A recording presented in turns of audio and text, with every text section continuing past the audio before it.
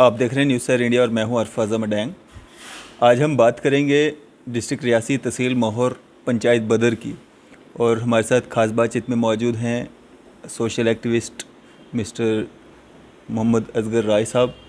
और जिस तरह से पहले भी 2-3 बार हमने इनके इंटरव्यूज़ किए और जो वहाँ का पंचायत बदर का जो काला चिट्ठा है इनके द्वारा जो सामने लाया गया, काफ़ी सारे आरोप प्रति आरोप लगे।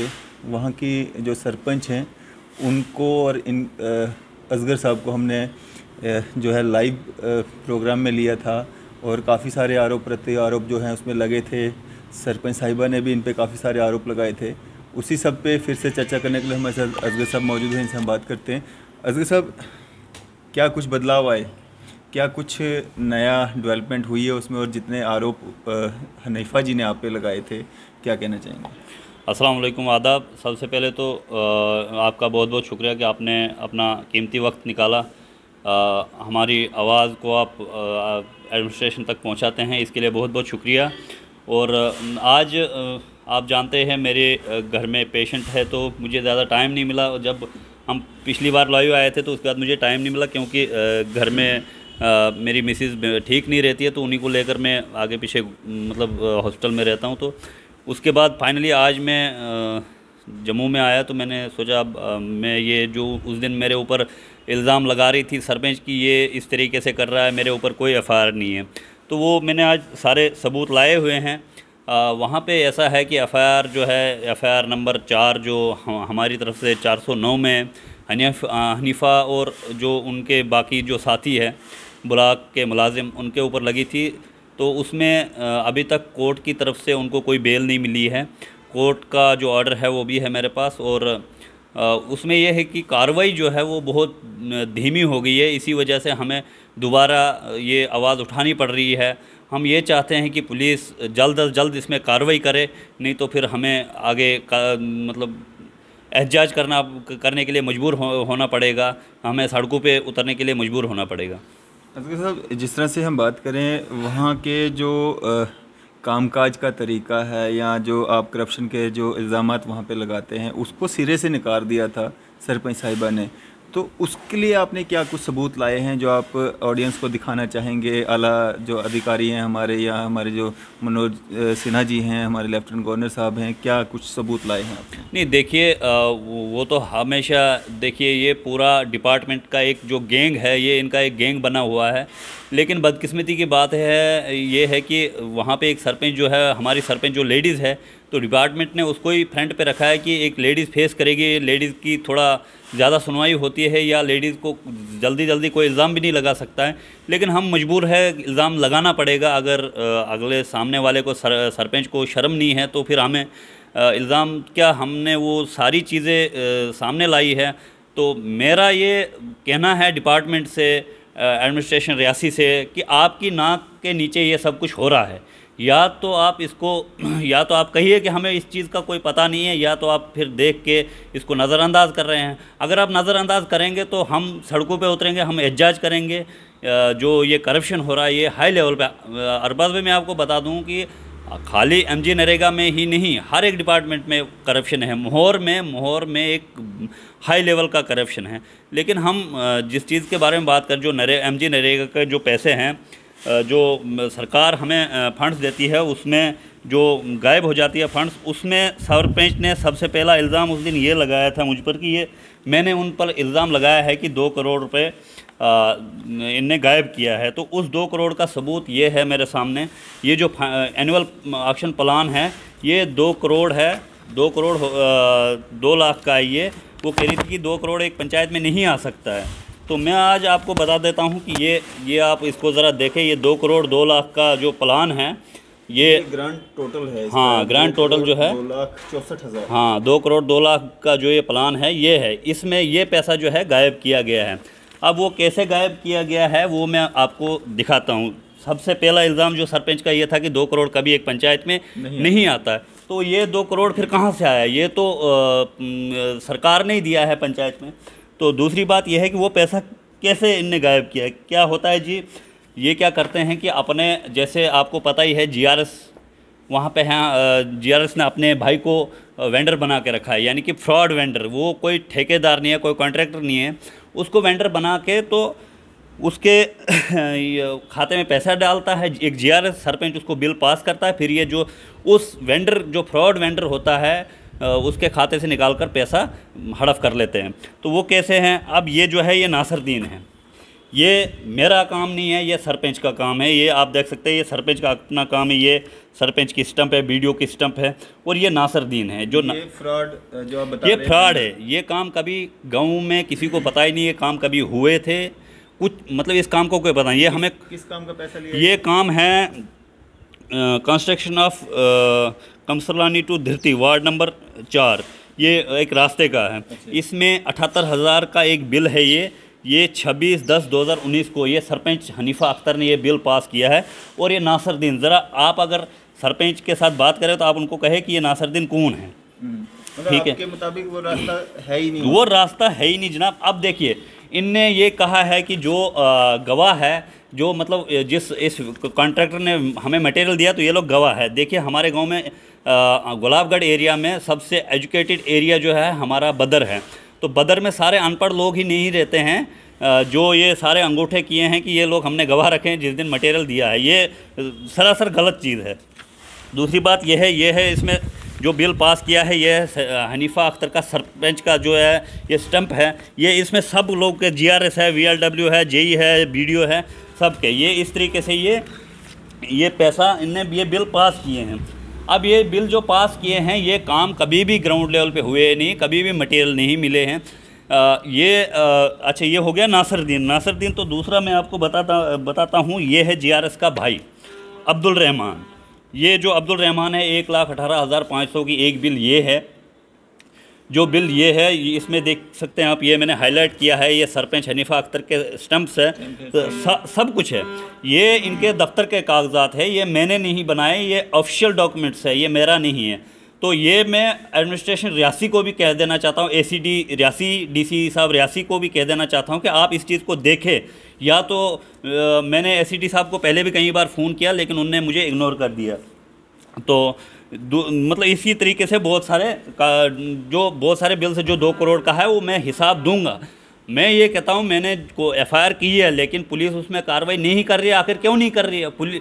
और उसमें एफआईआर में क्या कहते हैं, अब मैं आपको ये बताता हूँ कि जो ये कहते हैं कि ये पैसा का उस दिन सरपंच हनीफा अख्तर ये कह रही थी कि ये पैसा अकाउंट्स में आया ही नहीं था। तो ये मैं आपको दिखा सकता हूँ, ये है नासिरुद्दीन की स्टेटमेंट, जो जम्मू के सुजमा नवाबाद में उसका अकाउंट है। ये नासिरुद्दीन का जो बैंक अकाउंट है उसकी स्टेटमेंट है। और ये जम्मू का जेके बैंक जम्मू सुजमा नवाबाद का। अच्छा। हाँ, जहाँ पे हम इस वक्त खड़े हैं, यहीं का ये अकाउंट नंबर है। पेमेंट्स इसके अकाउंट में डिपॉजिट। हाँ, ये जो है ये सरकारी पैसा आया है। ये देखो, इसमें लिखा भी है, मैंने हाईलाइट किया है। एक यही नहीं, मैं आपको दिखाता हूँ। जैसे एक बिल यहाँ पे आया है, ये बिल है। हाँ, ये भी नासिरुद्दीन का ही है। अच्छा, कितना आया हुआ? 1,40,000। हाँ, 1,40,000। तो दूसरा मैं आपको दिखा सकता हूँ। आपका टाइम थोड़ा ज़्यादा ज़ाया हो रहा है, तो मैं आपसे माफ़ी चाहूँगा। ये दिखाता हूँ मैं।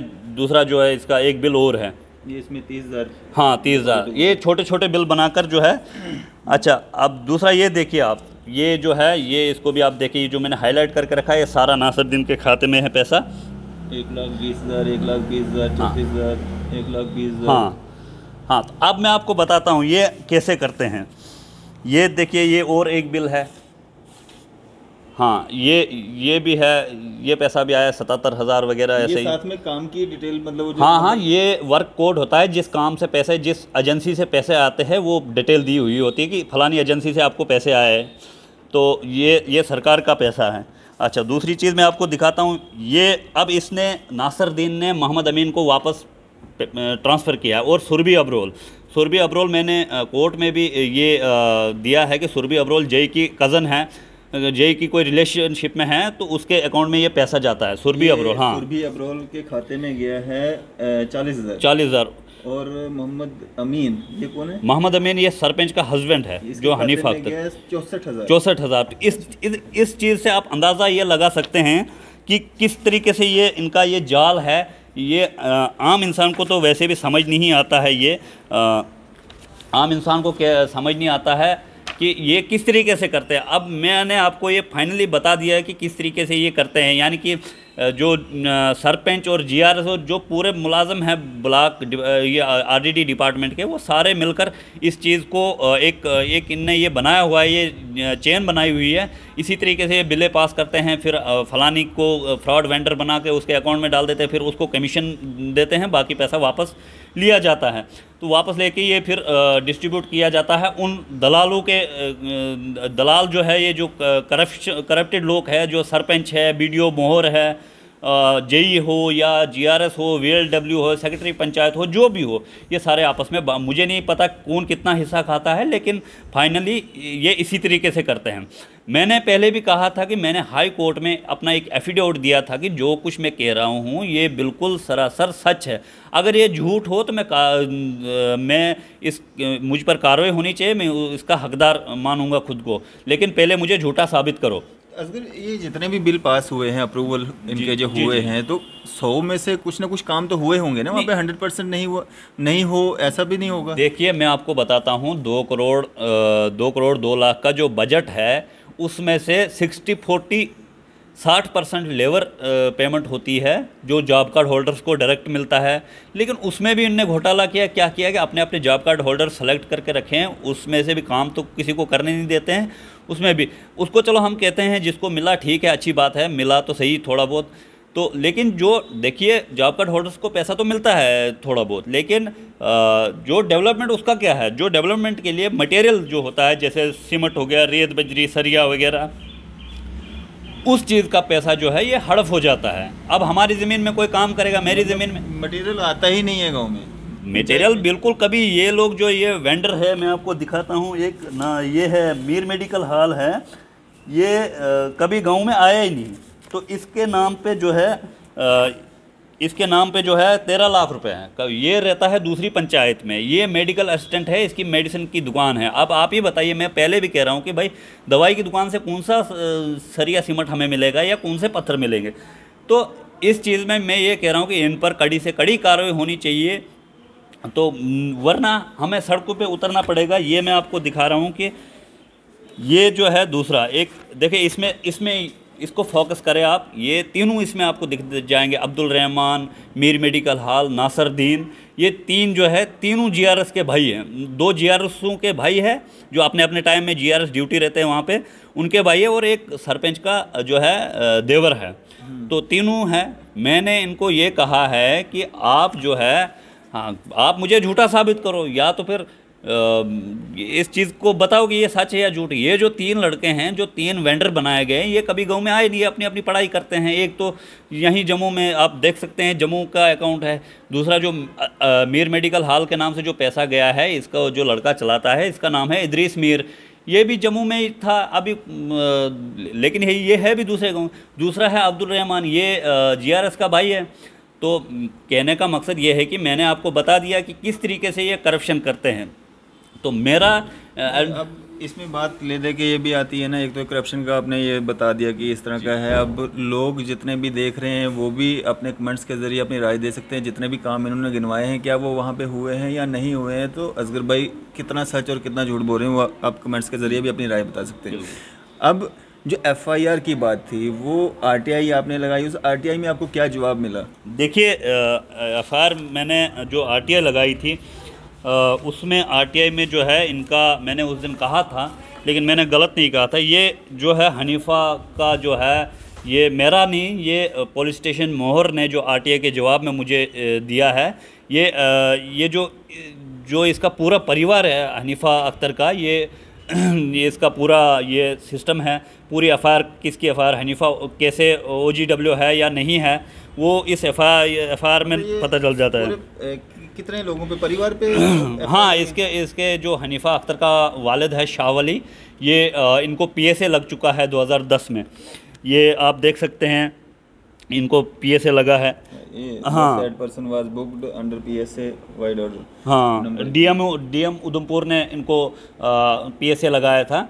तो मेरा कहने का मकसद ये है कि इनके कनेक्शन बहुत दूर दूर तक है। वो इस जो ये आरटीआई का रिप्ले है इसमें पूरा आपको मिल जाएगा, और इसमें हनीफा अख्तर का नाम भी है, ये हनीफा अख्तर का नाम है। आप इसको देख सकते हैं। मैंने ये जो आरटीआई फाइल की थी पुलिस स्टेशन मोहर में, इसका जो हनीफा अख्तर का नाम भी है इसमें बाज़ाब्ता, और बाकी जो है ये एफ़आईआर कॉपीज़ है, इसमें लगी हुई एफ़आईआर कॉपीज़ है ये सारी। तो ये उस दिन कह रही थी कि मैं नहीं ये झूठ बोल रहा है, तो उसका जवाब ये है, ये मैंने आरटीआई लगाई है, ये ऑफिशियल डॉक्यूमेंट्स है, ये मैं नहीं कह रहा हूँ। अब ये पुलिस स्टेशन झूठ बोल रहा है या तो मैं तो झूठ नहीं बोल रहा हूँ, मैंने जो कहा था वो मैंने सच कहा था, ये है। आरटीआई में आपने क्या मैंने आरटीआई में इनकी डिटेल्स मांगी थी। देखिए मैं ये कहता हूँ कि ये एंटी नेशनल एक्टिविटीज़ में हनीफा बेगम शामिल रही है, और हम बखूबी मैं जानता हूँ, मतलब मैं गांव में रहकर जानता हूँ। देखिए इसने इलेक्शन जीता है, लेकिन ये जीता है किसी बाहरी ताकत की दम पर जीता है। ऐसे नहीं है कि गांव ने, कहीं लोग को उस दिन इलेक्शन के दौरान डराया गया है, कहीं को लालच दी गई, कहीं को बड़े सारे मसले किए गए ताकि ये सामने आ जाए। तो बाकी जो इनका जो फैमिली स्टेटस है वो मैं पर्सनल तो किसी पे नहीं जाऊंगा, लेकिन जो ये आर्डर में है वो मैं ये बताऊंगा कि आर्डर में जो है, आर्डर में इनकी फैमिली का नाम है, पूरे सब का नाम है। सदाम हुसैन कौन था, सदाम हुसैन हनीफा का क्या लगता था, सदाम हुसैन को मारा कहाँ गया था, और मोहम्मद रफ़ीक हनीफा बेगम का क्या लगता था, ये सब सोचने की चीज़ें हैं। सदाम हुसैन जो है वो मिलिटेंट था, डिविजनल कमांडर था, वो हनीफा का अंकल है। तो ऐसे ऐसी चीज़ें इनके पास, मतलब मुझे देखिए मैंने करप्शन के ख़िलाफ़ आवाज़ उठाई है, इसमें मुझे बहुत सारी धमकियाँ आती है, मुझे व्हाट्सअप कॉल आती है, डायरेक्ट कॉल नहीं व्हाट्सअप कॉल आती है, तो वो चीज़ मैंने स्क्रीनशॉट भी रखे हुए हैं। तो मेरा कहने का मकसद ये है कि हम लड़ रहे हैं, पंचायत और ब्लॉक पे कोई कार्रवाई नहीं हो रही है, इसका मेरे लिए कोई शर्म की बात नहीं है, एडमिनिस्ट्रेशन रियासी के लिए शर्म की बात है, इतना करप्शन हो रहा है।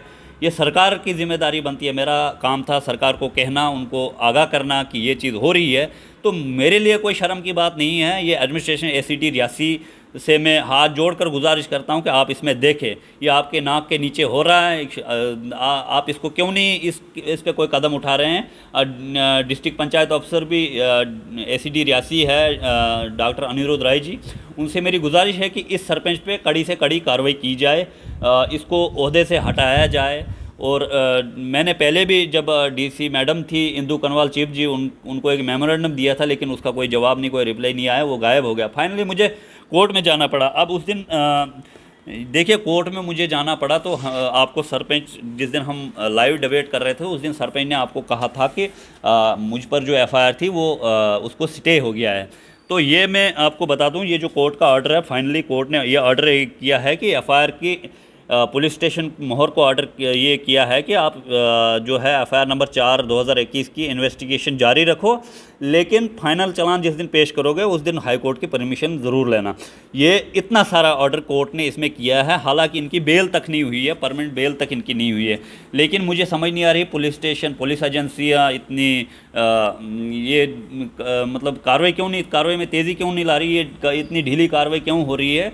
तो हम ये एक चेतावनी देते हैं डिपार्टमेंट को, चाहे वो पुलिस डिपार्टमेंट हो या एडमिनिस्ट्रेशन रियासी का ये हो, हम सड़कों पे आ जाएंगे अगर इन पर इंक्वायरी नहीं हुई, अच्छी तरह से इस एफआईआर में इन्वेस्टिगेशन नहीं हुई और इसको ओहदे से हटाया ना गया। देखिए ये सब चीज़ें इसके मैंने आपको दिखाई, ये सब ऑफिशियल डॉक्यूमेंट्स है, ये कोई मैंने अपने घर पे नहीं बनाया है। दूसरी बात यह है कि मैं लड़ रहा हूँ, मैं करप्शन के ख़िलाफ़ लड़ रहा हूँ। हमारी जो मेरे साथ एक और मेरा साथी है सजाद राय, मैं और सजाद राय और हमारी जो ऑर्गेनाइजेशन है हम लड़ रहे हैं, लेकिन अगर कोई कार्रवाई नहीं होती है तो ये हमारे लिए मायूस होने की बात नहीं है। हमें और मेहनत से काम करना पड़ेगा, क्योंकि यहाँ ऊपर तक मुझे लगता है ऊपर तक मिली भगत है। और मैं एसीडी रियासी से फिर एक बार गुजारिश करता हूँ कि आप इस चीज़ को देखें, ये आप इस चीज़ के ऑफिसर हैं, पंचायत राज के ऑफिसर हैं, आप इस चीज़ को देखें, आप इस चीज़ को नज़रअंदाज क्यों कर रहे हैं। जी, तो ये थे हमारे साथ असगर राय साहब। मैं आपको ये जिस दिन सरपंच हनीफा अख्तर ने आपको, मैंने पिछली बार आपको बताया था, ये उन पर एक और एफआईआर है, एफआईआर नंबर 20। ये क्रिमिनल केस है इनके ऊपर, एफआईआर नंबर 20। इसमें मैं आपको दिखा सकता हूँ इसका, हनीफा अख्तर का नाम, जो आपको कह रही थी कि मेरे ऊपर कोई एफआईआर नहीं है, हनीफा अख्तर सरपंच है ये। तो इनके ऊपर ये जो है ये दफ़े लगे हैं इनके ऊपर 452 452 जो है ये क्रिमिनल केस है। ये किस वजह पे लगी? ये जो है वहाँ पे दो परिवारों में, एक लॉकडाउन के दौरान दो परिवारों में इनने, वीडियो वायरल हुआ हाँ, जो वीडियो वायरल हुआ था लॉकडाउन के दौरान, इनने एक तो लॉकडाउन की खिलाफ वर्जी की थी, उसमें वो भी इनके ऊपर एक केस दर्ज हुआ है 51/188 IPC। तो इनके ऊपर इस वक्त ऑलरेडी 4 केस चल रहे हैं, 4 केस चल रहे हैं। एक केस ज़मीन का है, किसी गरीब से ज़मीन हड़पने की कोशिश कर रही थी। तो 4 केस ऑलरेडी मोहर कोर्ट में चल रहे हैं। पुलिस स्टेशन मोहर में 3 FIR है, एक इस्तगासा इनके खिलाफ कोर्ट में है। तो मेरी ये गुजारिश है कि आप इनको इस सरपंची से हटाएं, और जो ये इतना सारा ये इनने कोई, और देखिए मैं झूठ नहीं बोल रहा हूँ। आज जो वीडियो मोहर है राजेंद्र सिंह राणा, उनने सरपंच को फिर ये एक्सप्लेनेशन कॉल क्यों निकाली? अगर सरपंच अपनी ड्यूटीज़ अच्छे से करती हो, इसको आप देखें, अच्छे से देखें। ये वीडियो मोहर ने सरपंच हनीफा अख्तर के लिए ये एक नोटिस निकाला था कि आप अपनी ड्यूटीज़, आपकी देखिए, आपकी वजह से लोगों को पैसा नहीं मिल रहा है, लोग, गरीब लोग जो है वो सफ़र कर रहे हैं आपकी वजह से, आप अपनी ड्यूटीज़ नहीं निभा रहे हो अच्छी तरह से।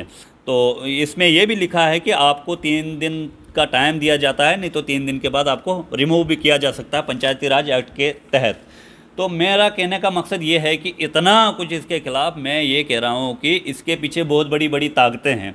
एक तो ब्लॉक जो RDD डिपार्टमेंट है, ये वो पूरा ही इसके पीछे खड़ा हुआ है, क्योंकि वो ये सोचते हैं कि एक लेडीज़ सामने है तो लेडीज़ की बहुत ज़्यादा सुनवाई लेडीज़ की है, लेकिन एक जो हनीफा अख्तर है, ये सरपंच है, ये किसी ओहदे पर है, अगर ये गलत करेंगे तो ये पकड़ी जाएंगी और इनको ज़रूर इस चीज़ का जवाब देना पड़ेगा। तो मेरा फाइनली ये कहना है, एडमिनिस्ट्रेशन रियासी से, DC साहब रियासी से हाथ जोड़कर गुजारिश है, DC रियासी, ACD रियासी से और SSP सर रियासी से, आप इस चीज़ में, इस इंक्वायरी में, इस इन्वेस्टिगेशन में तेज़ी लाए, और वरना जो हमारा नौजवान तबका है गुलाबगढ़ का, तहसील मोहर का, हम सड़कों पे आ जाएंगे और हमें एहतजाज करने पर मजबूर ना करें, उससे पहले ये कार्रवाई करें। तो ये थे हमारे साथ सोशल एक्टिविस्ट मोहम्मद असगर राय साहब, जिनके द्वारा पहले भी हमने इंटरव्यूज़ किया और आज भी इनके द्वारा जो सबूत सामने रखे गए, डिपार्टमेंट के ही बिल्स जो अप्रूवल हुए हैं वो सामने रखे गए, और इसमें कितनी सच्चाई है, आप लोग बद्दर पंचायत के लोग खासकर वो कमेंट्स के ज़रिए अपनी राय दें, इसमें कितनी सच्चाई है, और जो काम इनके द्वारा गिनवाए गए, क्या वो काम ग्राउंड लेवल पे हुए हैं या नहीं हुए हैं। दूसरी बात यह है अरबाज भाई, ये जो इनका ये है, आपको मैंने बताया भी पहले कि जो ये एक सरपंच को सरकारी कोई भी पैसा नहीं आ सकता है, ये अपनी सैलरी के अलावा, तो उनके पर्सनल अकाउंट में उनकी तनख्वाह के अलावा कोई भी पैसा नहीं आ सकता। लेकिन आपको मैं बताता हूँ कि सरपंच हनीफा अख्तर के अकाउंट में कितना पैसा आया है। वो चीज़ अभी मैंने आपको पहले भी दिखाया था। हाँ, ये है, ये मैं आपको दिखाता हूँ। देखिए, अगर हनीफा अख्तर बिल्कुल सच्ची है तो ये जो है, ये 1 लाख रुपए आप ये दिखा सकते हैं, आराम से आप दिखाइए। वीडियो मोहर ने हनीफा अख्तर के खाते में 1 लाख रुपए डाला है, 1 लाख रुपए डाला है। ये हनीफा अख्तर का पर्सनल अकाउंट है, वीडियो मोहर ने अपने ऑफिशियल अकाउंट से 1 लाख रुपए इसको डाला है। तो इसको हम रिश्वत नहीं कहेंगे तो और क्या कहेंगे। तो ये किस तरीके से हो रहा है। दूसरा मैं आपको दिखाता हूँ, और एक बिल है, ये देखिए, ये हनीफा अख्तर का जो अकाउंट है, इसको अच्छे से आप दिखाएं, और नीचे देखिए 1,80,000 हनीफा अख्तर के अकाउंट में आया है। ये वीडियो मोहर का जो ऑफिशियल अकाउंट है, उसने उस अकाउंट से हनीफा अख्तर के अकाउंट। तो आप जब हनीफा अख्तर से बात करें, आप उनसे ये चीज़ पूछें कि आपके अकाउंट में, पर्सनल अकाउंट में सरकारी पैसा कैसे आ रहा है। हालांकि 100 रुपये आपके अकाउंट में एक्स्ट्रा नहीं आ सकता, जो पंचायती राज एक्ट कहता है। तो मेरी ये एक बार फिर से गुजारिश रहेगी कि इस मसले पे कार्रवाई की जाए, इस सरपंच को हटाया जाए अपने ओहदे से, और जो ये GRS है, उन GRS को फिर से वहीं पे ड्यूटी लगा दिया है, और वो लोग फिर से वही कर रहे हैं। कल मुझे कोई बंदा फ़ोन कर रहा था कि यहाँ पे एक काम हो रहा है, उसमें सीमेंट हमसे लिया जा रहा है, हमसे सीमेंट लिया जा रहा है, फिर काम पे लगाया जा रहा है। यानी कि उस बंदे से सीमेंट लिया जा रहा है, और जो सरकार सीमेंट का पैसा देती है, जो गवर्नमेंट सीमेंट का पैसा देती है, वो हड़प कर देते हैं। तो हम कोशिश करेंगे बद्दर पंचायत की जो सरपंच हैं उनसे हमारी बात हो सके, और जितने भी इल्ज़ामात जो हैं असगर राय के द्वारा लगाए गए हैं, वो उस पर उनका क्या व्यू पॉइंट है, उनसे हम बात करते हैं।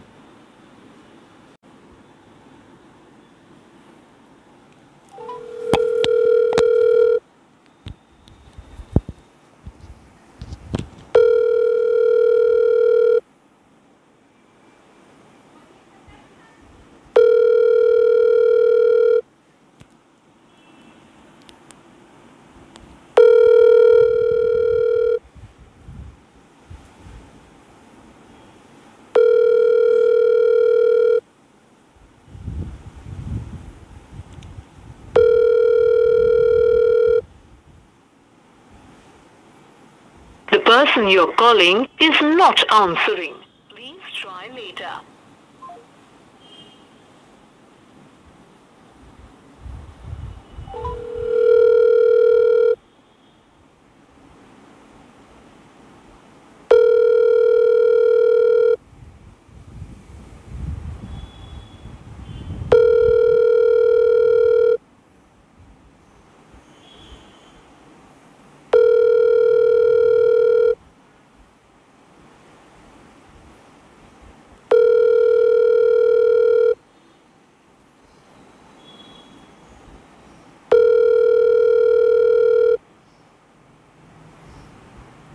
The person you're calling is not answering. Sarpanch बदर हनीफा जी फ़ोन जो है वो नहीं उठा पा रही हैं, हो सकता है कहीं बिज़ी हों।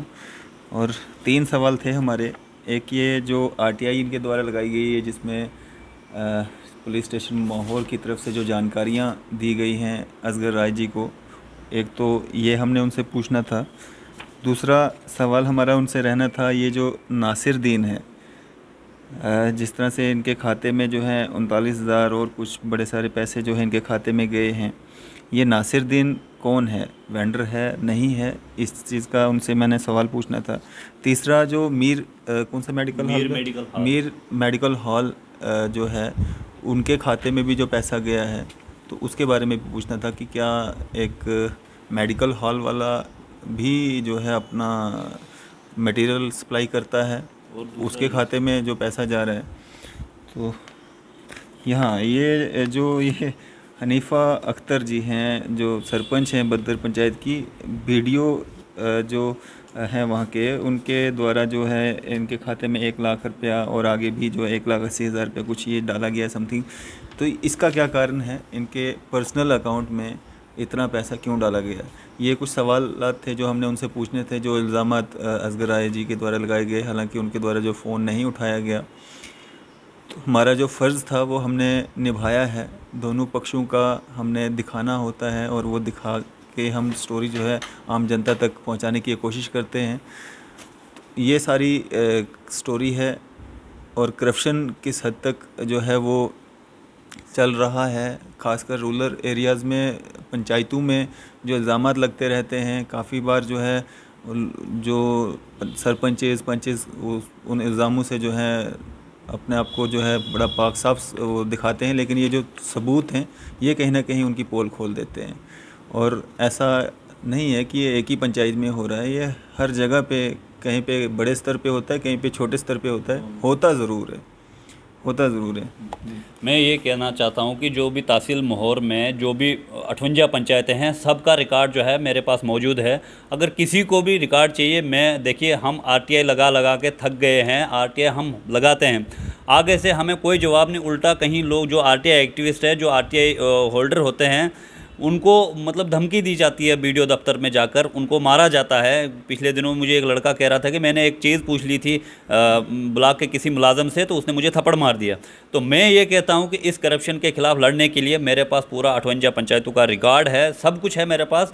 आप सामने आए, आप हमारे साथ बात करें, हम आपको रिकॉर्ड देंगे और हम इनके ऊपर कानूनी कार्रवाई करेंगे। ये एक बदर का मसला नहीं है, ये पूरी जो माहौर की 58 पंचायतें हैं। मैं पहले ही कहता हूँ, मैं आज मुझे 1 साल हो गए ये कहते हुए कि अगर ये चीज़ें गलत है तो कोई सामने आके ये चीज़ बोले कि ये गलत है। ये जो करप्शन जो मैं इल्ज़ाम लगा रहा हूँ, जो ये तो हकीकत है, लेकिन अगर अगला इल्ज़ाम समझता है तो वो सामने आए, सामने आकर बात करेंगे। मैं पूरा सबूत देने के लिए तैयार हूँ। कम से कम 600 करोड़ का घोटाला तहसील माहौर के अंदर अलग अलग डिपार्टमेंटों में हुआ है, लेकिन एमजी नरेगा का जो है आरडीडी डिपार्टमेंट के द्वारा ज़्यादा ही किया गया है। तो मेरा आवाम से एक गुजारिश है कि हमारा साथ दे, हमारे साथ सामने आए, और किसी भी पंचायत में अगर कोई आपको लगता है फलानी काम नहीं हुआ तो उसका रिकॉर्ड हमसे आपको मिलेगा। जी चलें, ये सारी स्टोरी थी। और आप के कमेंट्स खासकर बद्दर पंचायत के और पूरे डिस्ट्रिक्ट रियासी में जितनी भी पंचायतें पड़ती हैं उनके भी कमेंट्स के ज़रिए अपनी राय दें, ताकि हमारा मनोबल भी बढ़े और हम भी जो हैं, जो ब्लैक शिप्स जो हमारे एडमिनिस्ट्रेशन में या पॉलिटिक्स में या हर जगह पे जहाँ जहाँ पे भी बैठे हैं, हम उनको बेनकाब जो है करते रहें। फ़िलहाल देखते रहिए न्यूज़ सैर इंडिया। मैं अरफाज अहमद डैंग, कैमरामैन शाहनवाज के साथ।